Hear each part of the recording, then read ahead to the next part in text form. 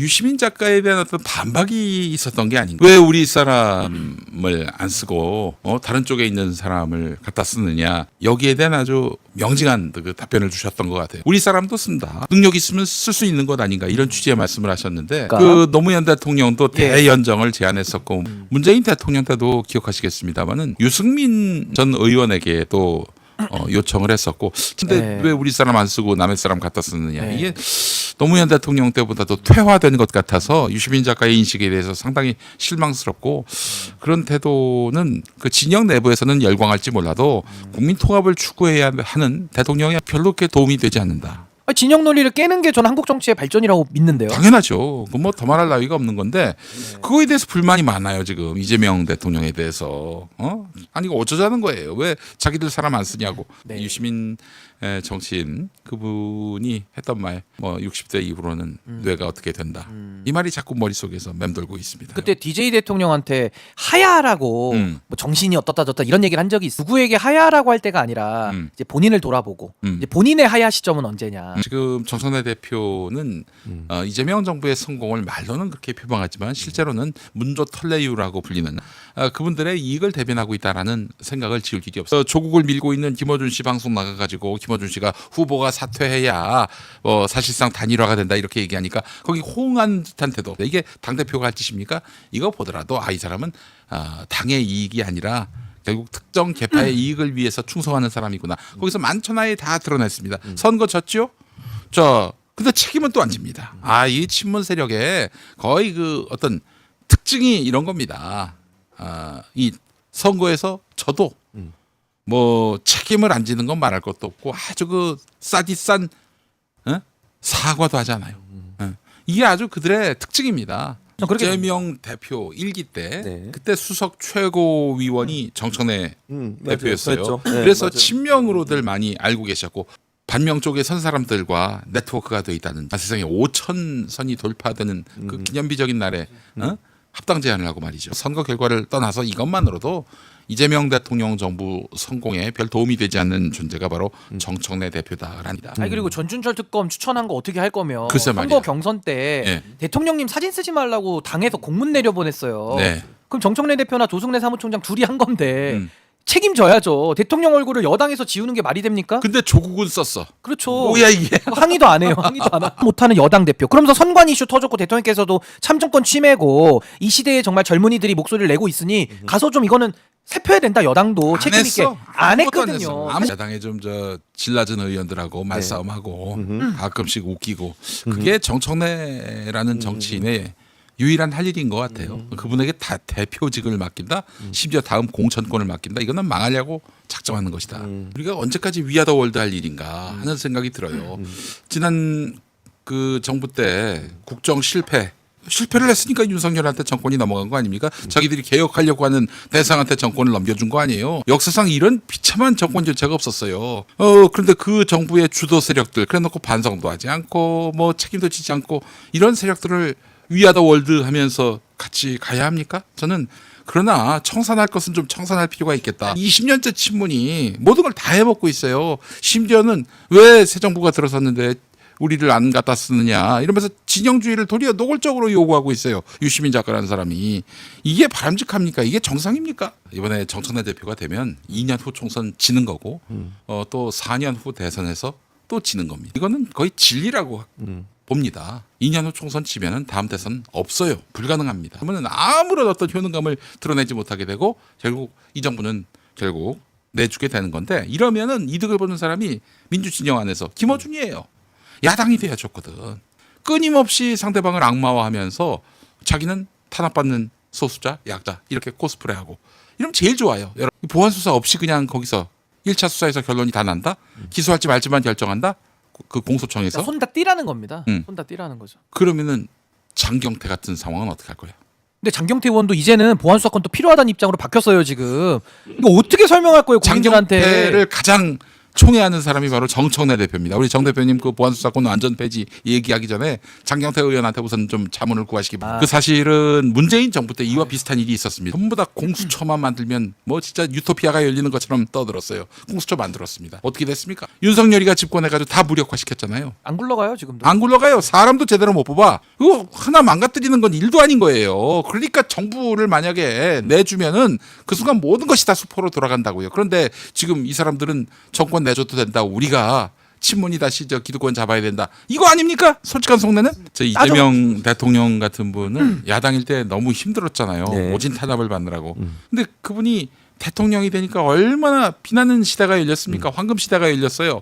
그러니까 이재명 대통령은 집권을 해야 빛나는 사람이고 여당 스타일이죠. 그리고 정청래 같은 사람은 야당을 해야 빛이 나는지는 모르겠습니다만 그러니까 지금 당도 여당을 해야 빛나는 사람을 당대표로 세워야지 야당이 돼도 좋다?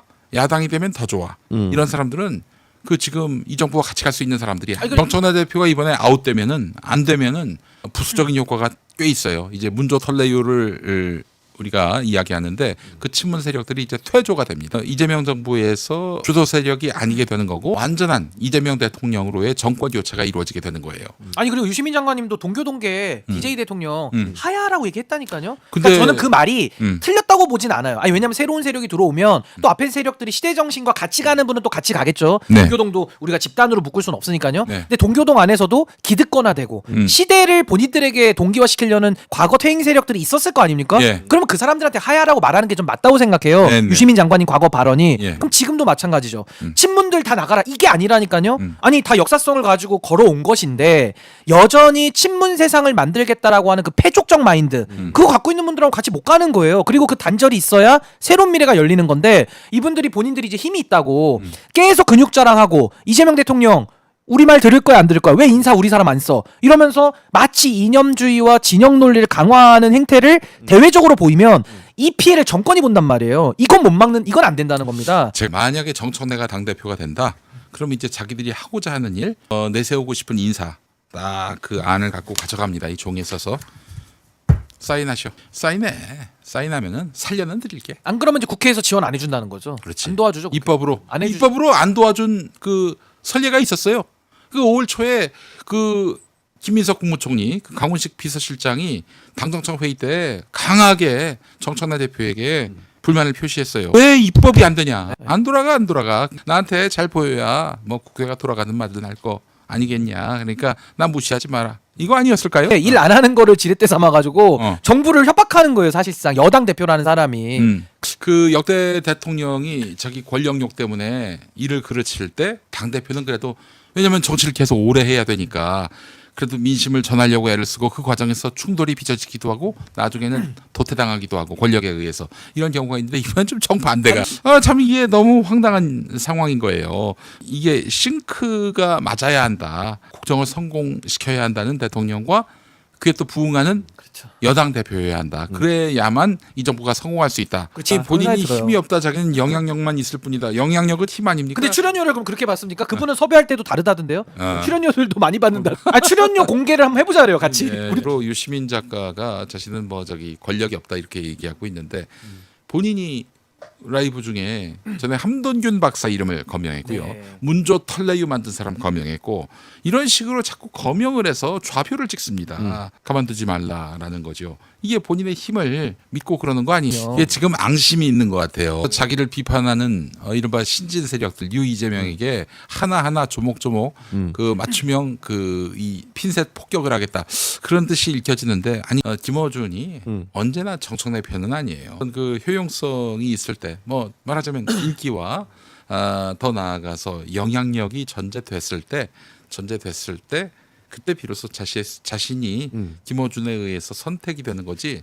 뭐 망가질 대로 망가지면은 이제 선을 긋습니다. 그걸 하셔야 됩니다. 그 뭐 한참 뭐 권력은 짧다 이랬는데 어느 순간 갑자기 톤다운이 되는 정도가 아니라 갑자기 이재명 대통령을 찬양하잖아요. 김어준이 귀국할 시점과 맞물립니다. 본인이 지켜야 될 게 너무 많습니다. 대통령하고 싸운다? 척을 진다. 4년이 너무 깁니다. 야, 결국 정청래 대표가 본인 스스로 발광체는 아니잖아요. 그럼요. 그러니까 김어준 씨의 그 발광을 갖다가 반사하는 반사체인데 네. 한 팀으로 지금 가기에 상당히 내부적으로는 좀 삐걱거림이 있을 수밖에 없다고 봐. 유시민이 정청래에 대해서 평가하기를 수틀리면 아무한테나 들이받는다. 그런 명언을 남겼습니다. 김어준이 그걸 참아주지 못해요. 근데 김어준 없이 지금 정청래가 무슨 정치를 할 수 있겠습니까? 근데 이분들이 합당 막혔죠. 그 다음에 조국 후보에 대해서 올인해가지고 유시민 장관도 조국 후보 밀었잖아요. 김어준 씨랑. 네. 근데 3등은. 그러니까 이제 여기서 이분들도 이제는 야 이거 진짜 만만치 않다. 그러다가 이제 마지막 남은 게 이번 당 대표 경선인데 정청래 대표가 또 이렇게 혼자서 막 헛스윙하고 막 자책골 넣고 이러고 있으니까 김어준 씨 입장에서는 약간 자신감도 좀 떨어질 것 같아요. 선거 이후에 그 최민희 의원과 김어준 총수의 대화 중에 그래서 합당해야 한다. 이제 와서. 네? 그러자 저도 거기에 이제 동의하는 취지로 같은 생각이다 얘기했고 이건 뭘 의미하느냐. 네. 정청래에 대한 불신이야. 정청래로 오래 갈 수 없다라고 판단한 거죠. 해석 권력을 독점해온 사람이 바로 유시민입니다. 그 유시민이나 한심했죠, 자기들이. 김어준이 열심히 하고 있는 것 중에 하나가 언론 악마화예요. 레거시 언론 재래식이라고 악마화. 해요, 재래식. 그러면 어떻게 되느냐? 김어준 유시민의 해석에 네. 편중되게 되는 거죠. 그렇죠. 언론을 믿을 수가 없으니까. 그래서 그분들이 덕을 있는 대로 봤어요. 유시민 씨가 이렇게 해석 권력을 독점해 오면서 네. 사회에 그 어떤 주요 담론을 이 양반이 담당해 왔는데 네네.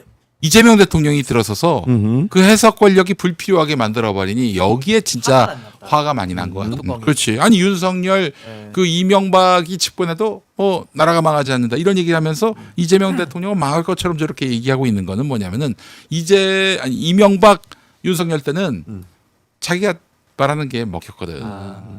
중요한 해석 권력을 유지했거든. 근데 이재명 대통령 들어서는 그 권력을 유지하기가 어려우니까 네.